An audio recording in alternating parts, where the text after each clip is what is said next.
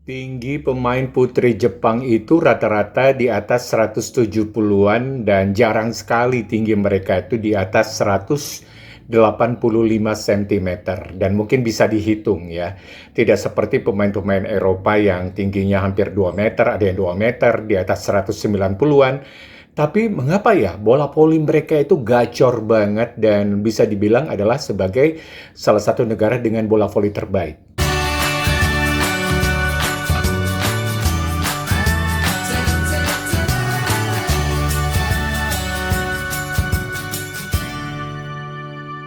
Halo, apa kabar? Assalamualaikum warahmatullahi wabarakatuh. Kembali bertemu di Bosu Channel dan kita masih ngobrolin masalah bola voli. Sekali lagi disclaimer dulu ya, saya itu hanya penggemar bola voli biasa. Mungkin ada informasi-informasi yang terlewatkan atau salah, mohon dimaafkan dan mohon dikoreksi ya. Jadi jangan lupa di subscribe, di like, di komen ya. Dan itu penting banget untuk YouTube channel saya ini semakin berkembang di kemudian hari. Oke lah, di awal sudah ngomong gitu kan, mengapa ya bola voli Jepang itu maju banget?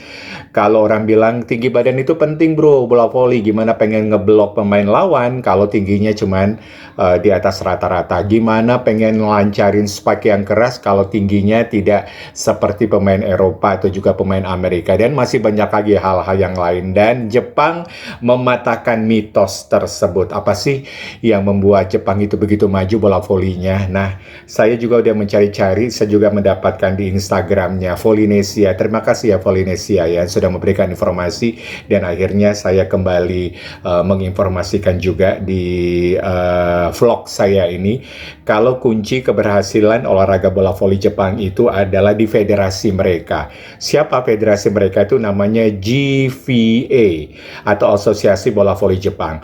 Mereka itu sudah punya dari zaman dahulu kala blueprint pengembangan dari bola voli Jepang dan mereka fokus pada usia dini, bahkan punya program namanya World Class Pathway Network buat mencari bibit unggul yang punya potensi internasional. Jadi kurikulum voli yang ada di Jepang itu intinya fokus pada pengembangan pemain secara menyeluruh, bukan cuma fisik saja, tapi juga otak dan mental. Nah, mereka sadar kalau tinggi badan itu bukan segalanya. Nah, itu dia. Jadi, mereka tidak terlalu tinggi-tinggi banget dibandingkan pemain Eropa, pemain Amerika, tapi yang mereka asah itu adalah bukan cuma fisik, tapi otak dan juga mental ya.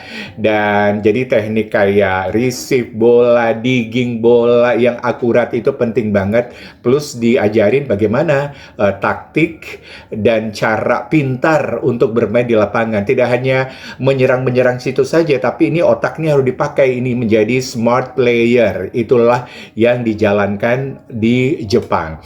Nah, GVA ini punya program khusus buat cari bibit unggul dari kecil ya, dari anak-anak usia SD gitu ya, TK, mereka sudah diajarin dan punya program yang bagus banget. Mereka ngadain namanya camp latihan, bahkan punya filosofi unik seperti pelatih itu nggak boleh marah sama anak-anak ya, biar mereka tuh mainnya gembira dan nggak merasa tertekan. Dan itu adalah filosofi unik dari pelatihan yang diadakan oleh GVA ini untuk anak-anak. Dan mereka tuh harus gembira, harus berani mencoba yang baru. Intinya harus membuat pemain itu, anak-anak itu happy, fun, tanpa paksaan. Dan akhirnya mereka bisa menjadi pemain yang cerdas, tangguh, dan punya skill yang lengkap. Nah, itulah yang dilakukan oleh GVA itu pembinaannya sedari kecil. Nah, seperti bulu tangkis di Indonesia ya. Bulu tangkis di Indonesia tuh dari SD, dari TK itu sudah diajarkan bulu tangkis di klub-klub. Nah, seperti itulah yang dilakukan oleh Jepang terhadap bola voli, terhadap anak-anak yang ada di sana. Nah, puncaknya itu di turnamen antar sekolah yang paling bergengsi di Jepang itu namanya Haruko dan Inter High. Dan ini bukan cuma sekedar pertandingan biasa saja ya, tapi merupakan sebuah jenjang karir atau juga etalase persentase bakat terbesar bagi para pemain muda untuk berkarir di arena profesional.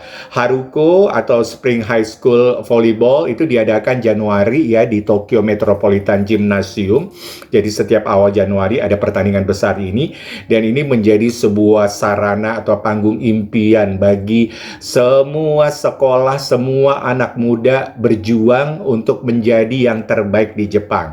Dan ini itu turnamen musim panas yang tepatnya bergiliran setiap tahun. Keduanya adalah bagian dari 3 turnamen besar tingkat sekolah menengah yang paling ditunggu-tunggu gitu. Kenapa bergengsi ya? Karena disinilah para pemain muda itu diasah.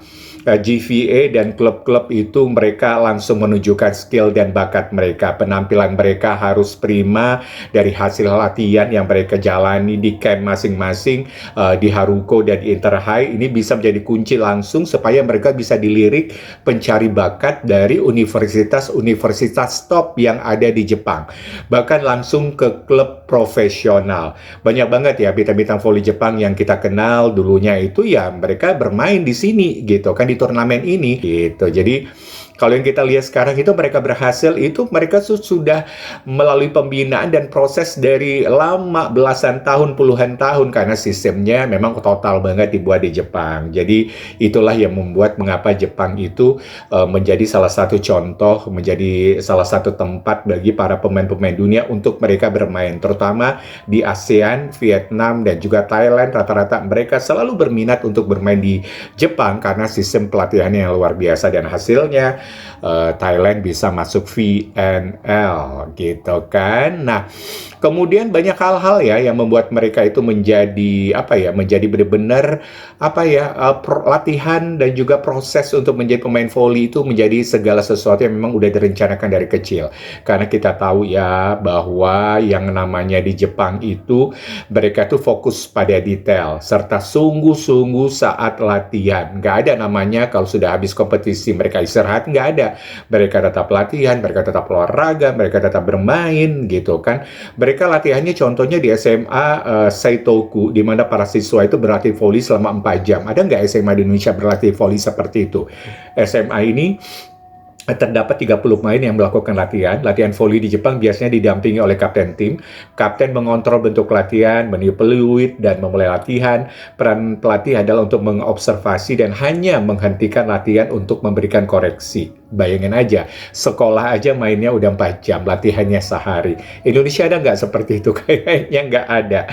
Kemudian yang mengejutkan, walaupun saat latihan, para pemain melakukan setiap bentuk latihan seperti smash, service, block, dig, dan lain-lain itu dengan serius ya. Kemudian latihan blok secara intensif untuk membuat bloker Jepang menjadi gacor, walaupun mereka tidak terlalu tinggi, tetapi mereka punya teknik yang bagus. Kemudian etos kerja yang bagus. Warga Jepang kan dikenal di dunia melalui etos kerja yang bagus, tidak terkecuali di bola voli gitu kan. Bahkan banyak pengamat bola voli termasuk Amerika Serikat terkesan dengan level permainan voli Jepang yang tidak hanya menganggap voli sebagai olahraga tetapi juga menjadi passion. Nah, itu dia yang terpenting. Kemudian peran manga dan animasi atau anime atau anim ya sebagai penambah motivasi untuk anak muda. Kita tahu manga atau anim di Jepang itu banyak sekali menampilkan olahraga-olahraga voli yang membuat mereka itu menjadi semakin cinta dengan olahraga voli. Mereka punya kompetisi antar sekolah yang sudah saya sebutkan tadi, dan itu keren banget. Haruko All Japan High School Tournament. Nah, itu dia tuh yang sudah memiliki sejarah panjang yang sudah dimulai dari tahun 1948.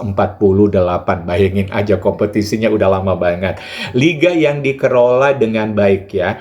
Liga Voli Profesional Jepang, SV League, termasuk salah satu liga teratas di Asia dan di dunia, itu dikelola dengan sangat baik dan mereka sangat fokus. Jadi kalau pengen kualitas pemain Indonesia seperti itu ya dari organisasinya yang harus memulai, blueprintnya mana, perencanaannya mana. Kalau nggak ada, kita tidak akan pernah pernah bisa mengharapkan 5-10 tahun lagi Indonesia bahkan masuk VNL ataupun juga ikutan kejuaraan dunia, itu hanya tinggal mimpi saja. Gimana menurut kalian? Benar nggak seperti itu?